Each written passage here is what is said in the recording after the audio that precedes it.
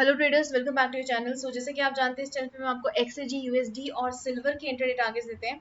तो पहले जो हम आज के लेवल्स मार्क किए थे उनको डिस्कस कर लेते हैं कि क्या रिस्पांस रहा है। तो यहाँ से देखिए, मार्केट ने हमने एक लेवल मार्क किया होता है। इस लेवल से अगर मार्केट ऊपर की तरफ क्लोजिंग देती है तो हमें बाई साइड प्लान करना था, लेकिन ये जो कैंडल ने ऊपर की तरफ ब्रेक लिया है, देखिए बहुत वॉल्यूम कम रही है यहाँ पर। इसके बाद अगर नेक्स्ट कैंडल्स देखें तो वॉल्यूम और गिरती ही चली गई, यानी कि यहाँ से जो है हमारा टारगेट जो है ग्रीन कलर से कैंडल क्लोज जरूर हुई है, लेकिन मार्केट ने एक्टिवेट नहीं किया इसको।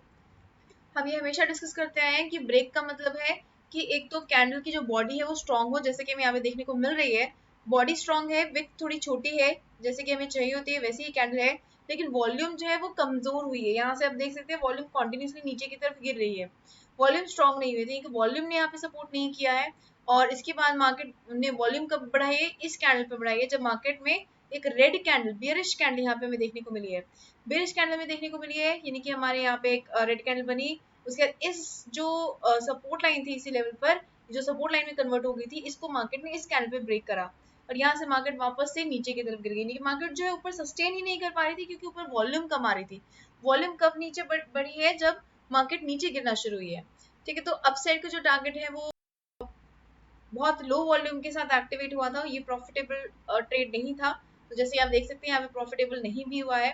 उसके मार्केट ने यहाँ से डाउन साइड पे ब्रेक लिया है, यहाँ पे हमें रेड कैंडल देखने को मिली है और यहाँ से मार्केट काफी नीचे तक आई भी है, लेकिन मार्केट ने यहाँ पर आकर वापस बाउंस बैक कर लिया, ऊपर की तरफ का मोमेंटम ले लिया है। अभी ऊपर की तरफ का मोमेंटम क्यों लिया है? देखिए, आज मल्टीपल फैक्टर्स रहे हैं जिनकी वजह से मार्केट ने इस तरह से रिस्पॉन्स किया है। पहले 1:30 बजे के अराउंड जो है इटालियन इंडस्ट्रियल प्रोडक्शन का डाटा आया है, जिसकी वजह से मार्केट ने यहाँ से एक अपसाइड का मोमेंटम लिया। डॉलर इंडेक्स यहाँ पे गिरा है 1:30 बजे के अराउंड, और उसी रीजन की वजह से कि डॉलर इंडेक्स कमजोर हुआ है, यहाँ से मार्केट ने अप मूव लेना शुरू कर दिया। अदरवाइज यहाँ पर हमें एक रेड कैंडल देखने को मिल गई थी, हाई वॉल्यूम है, स्ट्रॉन्ग बॉडी है, यहाँ से मार्केट ने नीचे ही जाना था, लेकिन डाटा की वजह से यहाँ पे एक अप मूव आया। अप मूव आने के बाद जो हमने 21.80 का लेवल मार्क किया हुआ था, वहीं से मार्केट ने रेजिस्टेंस फेस किया है और वापस नीचे की तरफ गिरना शुरू किया। ठीक है, तो उसके बाद क्या हुआ? मार्केट फिर से ऊपर की तरफ क्यों गई है ये? क्योंकि देखिए, दो रीजंस रहे हैं। एक तो जो बैंक ऑफ इंग्लैंड है, उनके जो मॉनेटरी पॉलिसी की जो कमेटी है, उनके मेंबर हैं कैथरीन। कैथरीन की स्टेटमेंट आई है कि जब तक इन्फ्लेशन रेट टारगेट से ऊपर रहेगा, तब तक जो सेंट्रल बैंक्स है, यूरो जो इंग्लैंड के जो सेंट्रल बैंक है, उनकी जो इंटरेस्ट रेट है वो एग्रेसिवली ही बढ़ते रहेंगे। ठीक है, तो सिंपल लैंग्वेज में अगर हम बात करें तो कैथरीन जो है बैंक ऑफ इंग्लैंड के जो बैंक के सेंट्रल बैंक के मेंबर हैं, वो उन्होंने ये स्टेटमेंट दी है कि आगे आने वाले टाइम में वो अपने इंटरेस्ट रेट्स को इंक्रीज कर सकते हैं, जिसकी वजह से डॉलर इंडेक्स फिर से नीचे गिरा है और यहाँ पे सिल्वर और गोल्ड ऊपर की तरफ बढ़े हैं। एक और रीजन रहा है, रीजन ये रहा है कि जो यूएस है, यूएस के ऑफिशियल्स ने भी फेड के जो फेडरल बैंक है, यूएस का जो सेंट्रल बैंक है फेडरल बैंक, उनके जो ऑफिशियल्स है उन्होंने भी ये कमेंट दिया है कि यूएस के सेंट्रल बैंक को अपने इंटरेस्ट रेट्स फर्दर बढ़ाने की कोई भी जरूरत नहीं है। यानी कि एक नेगेटिव स्टेटमेंट आ गया डीएक्सवाई के लिए। तो इसी वजह से देखें अगर हम डीएक्सवाई यहाँ पे देखें तो डीएक्सवाई देखिए यहाँ पे पहले नीचे की तरफ गिरा है। ये 1:30 बजे के अराउंड वाली कैंडल है, जिस टाइम पे इटालियन प्रोडक्शन का डाटा आया था। उसके मार्केट थोड़ा सा संभलने की कोशिश कर रही थी, लेकिन फिर से हमारे पास दो स्टेटमेंट्स आ गई। एक तो यूरोप के लिए बैंक ऑफ इंग्लैंड का जो डाटा है, बैंक ऑफ इंग्लैंड का जो स्पीच है वो पॉजिटिव आई, जिसकी वजह से डॉलर इंडेक्स नेगेटिव हुआ। दूसरा जो यूएस है, उसकी स्पीच जो है वो नेगेटिव आई, जिसकी वजह से डॉलर इंडेक्स फिर से नेगेटिव हुआ। तो मल्टीपल रीजंस रहे हैं जिसकी वजह से एक्सजी यूएसडी जो साइडवेज रहा है, मिक्स में एक रिएक्शन दिया है, यहाँ पर ज्यादा अपसेट पे या फिर ज्यादा डाउन सेट पे नहीं जा पाया। तो अभी हमें किस तरह से ट्रेड्स प्लान करने हैं, उसके लिए सबसे पहले हम अपने लेवल्स को मार्क कर लेते हैं।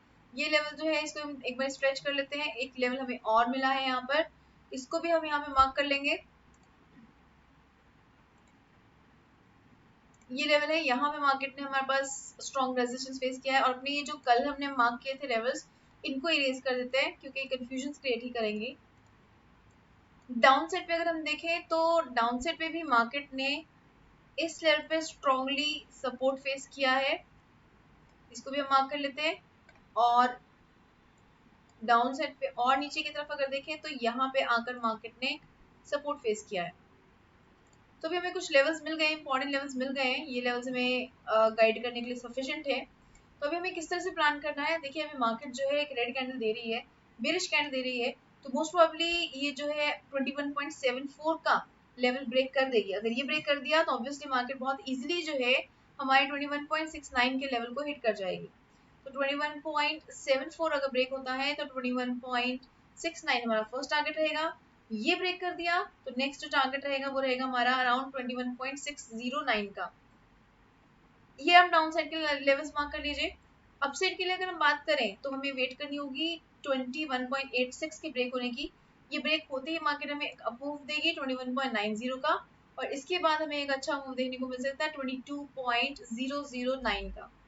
तो ये लेवल्स हमारे को काफ़ी कल हेल्प कर सकते हैं। इन लेवल्स को आप अपने चार्ट पे मार्क कर लीजिए, और सपोर्ट और रेजिस्टेंस लेवल्स को बिल्कुल भी इग्नोर मत कीजिएगा, क्योंकि ये हमें काफ़ी ज़्यादा हेल्प करते हैं हमें गाइड करने में। और इन लेवल्स को हम थोड़ा सा एक्सटेंड कर देते हैं ताकि क्लैरिटी रहे। तो ये थे एक्सजी यूएसडी के टारगेट्स। अब हम बात कर लेते हैं कि सिल्वर में किस तरह के टारगेट्स रह सकते हैं। सिल्वर देखिए एक बॉक्स में चल रहा है, हमने कल ही डिस्कस किया था कि एक बॉक्स क्रिएट हो रखा है। यहाँ से मार्केट ने ब्रेक लेने की कोशिश करी थी, लेकिन देखिए बहुत थोड़ा सा बाहर आया है ये कैंडल, स्ट्रॉन्गली बाहर नहीं आया है। साथ के साथ इसकी जो वॉल्यूम है वो भी कम ही रही है। ठीक है, इसके बाद मार्केट ने फिर से रिवर्सल लिया, मार्केट वापस नीचे की तरफ गिरी, और मार्केट ने अपना जो बेस है इस ट्राइंगल का और रेक्टेंगल का वो मार्केट ने हिट किया। यहाँ से फिर बाउंस बैक किया और मार्केट ने इसका हाई टच किया। तो देखिए मार्केट इसी बॉक्स के अंदर अंदर मूव कर रही है। तो यहाँ पे हमें मल्टीपल ट्रेड्स देखने को मिल सकते हैं। अगर मार्केट यहाँ से नीचे गिर रही है तो ऑब्वियसली मार्केट यहाँ तक आएगी, यहाँ से रिवर्सल लेना शुरू करती है तो यहाँ तक टारगेट बनेगा, फिर से बनेगी तो यहाँ तक बनेगा। ठीक है, तो ये इस तरह से आप हमें मल्टीपल ट्रेड्स देखने को मिल सकते हैं अगर मार्केट इन्हीं लेवल्स के बीच बीच में काम करती रही तो। अदरवाइज ये हमने जो कल के लेवल्स मार्क किए थे ये सेम लेवल्स हमारे वैलिड रहेंगे आज के लिए भी। तो अगर मार्केट ने इस रेक्टेंगल का हाई ब्रेक किया तो 69,281 फर्स्ट टारगेट, और उसके बाद 69,790 सेकंड टारगेट रह सकता है। अगर मार्केट ने इस रेक्टेंगल का लो ब्रेक किया तो 60,470 फर्स्ट टारगेट, 68,169 सेकंड टारगेट रह सकता है। तो ये लेवल्स आप अपने चार्ट में मार्क कर लीजिए सिल्वर के लिए, ये हमें काफी हेल्प कर सकते हैं कल के ट्रेड्स के लिए। अब हम बढ़ते हैं आगे फंडामेंटल्स की तरफ। तो फंडामेंटल्स में काफी सारा इंपॉर्टेंट इन्फॉर्मेशन है हमारे पास। तो ये फोकस्ड लेवल्स है, एक्चुअल फिगर्स कल रिलीज होंगे। ये लेवल्स हमारे प्रीवियस लेवल्स है। 11:30 बजे सबसे पहले जर्मन सीपीआई का डाटा आ रहा है।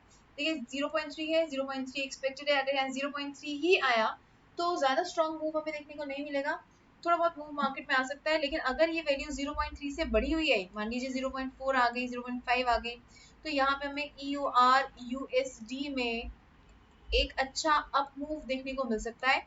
और अगर EUR USD स्ट्रॉन्ग हुआ तो डॉलर इंडेक्स कमजोर हो जाएगा, और डॉलर इंडेक्स कमजोर हुआ तो ऑपोजिट इम्पैक्ट पड़ेगा सिल्वर पे, यानी कि सिल्वर स्ट्रॉन्ग हो जाएगा। ठीक है, उसके बाद शाम को 6 बजे यूएस का डाटा है, पीपीआई का डाटा है। ये नेगेटिव एक्सपेक्टेड है, 0.7 था, 0.3 एक्सपेक्टेड है। अगर ये 0.4 0.5 इस तरह से भी आ गया तो यानी कि नेगेटिव ही रहेगा मार्केट के लिए, और इस केस में डॉलर इंडेक्स नीचे की तरफ गिर सकता है, और डॉलर इंडेक्स का ऑपोजिट इम्पैक्ट पड़ेगा सिल्वर और एक्सजी यूएसडी पर। शाम को 11:30 बजे एफओएमसी के मिनट्स की मीटिंग के मिनट्स आने वाले हैं। ये जो मिनट्स जो है ये मार्केट में काफी ज्यादा इम्पैक्ट डालते हैं, क्योंकि इन मिनट्स से एक अंदाजा लगता है कि फेड अपने इंटरेस्ट रेट को बढ़ाने वाला है या नहीं बढ़ाने वाला है। तो उसकी वजह से लोगों की जो नजर है इन मिनट्स के ऊपर रहती है, और इसके बाद एक अच्छा मूव हमें देखने को मिल सकता है। तो आप इस टाइम पे 11:30 बजे के राउंड जो है आप मोमेंटम के बेसिस पे ट्रेडिंग कर सकते हैं। इसमें कोई डाटा रिलीज नहीं होगा, तो मिनट्स के मोमेंटम के बेसिस पर आपको ट्रेड करना होगा, वेट करना होगा। थोड़ी सी देर के लिए 5-6 मिनट के लिए वेट कीजिए, मोमेंटम को चेक कीजिए कि किस तरफ का मोमेंटम बन रहा है। जिस तरफ का मोमेंटम बनेगा उसी तरफ का आप ट्रेड प्लान कर सकते हैं। सो आई होप आपको ये वीडियो पसंद आई है। अगर आपको वीडियो पसंद आई है तो जल्दी से लाइक बटन पे क्लिक कर दीजिए, और अगर आपने अभी तक सब्सक्राइब नहीं किया है तो जल्दी से सब्सक्राइब भी कर दीजिए ताकि आपका कोई भी मार्केट मूव मिस ना हो। Okay investors, bye everybody, take care and keep on earning profits. Good night.